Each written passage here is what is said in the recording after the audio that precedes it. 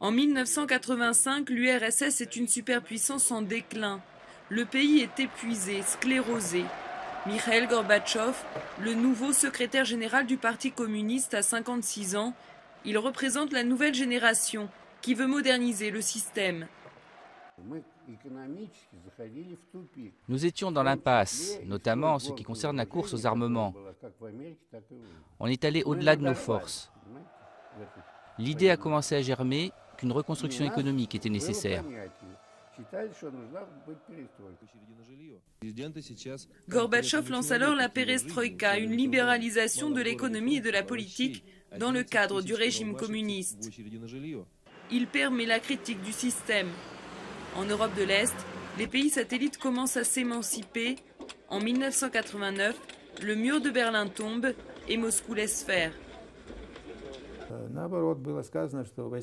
Gorbatchev a donné à nos troupes l'ordre de rester dans les casernes. Nos troupes sont donc restées dans les casernes. Gorbatchev avait apporté une nouvelle doctrine. Il considérait que les peuples devaient pouvoir disposer d'eux-mêmes. Ce vent de liberté déborde vite des pays satellites et atteint l'Union soviétique. Le Caucase se rebelle contre Moscou, les pays baltes suivent, la Lituanie déclare son indépendance. Cette fois, l'intégrité de l'URSS est menacée.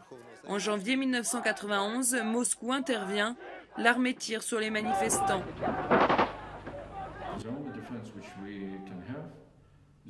Notre seul moyen de défense, c'était nos citoyens. Les citoyens lituaniens étaient très préoccupés par notre indépendance et ils pouvaient ensemble défendre nos principaux bâtiments.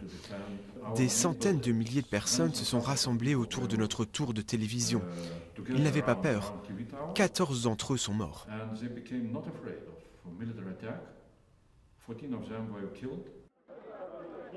L'armée soviétique finit par se retirer. Un petit peuple non armé a fait reculer Moscou. Au printemps 1991, les démocrates continuent de gagner du terrain. Les conservateurs tentent alors un putsch et les chars entrent dans Moscou. Mais la population résiste et le coup d'État échoue. Dans les mois qui suivent, les républiques soviétiques proclament une à une leur indépendance. Le 8 décembre, la Russie, l'Ukraine et le Bélarus proclament la fin de l'URSS.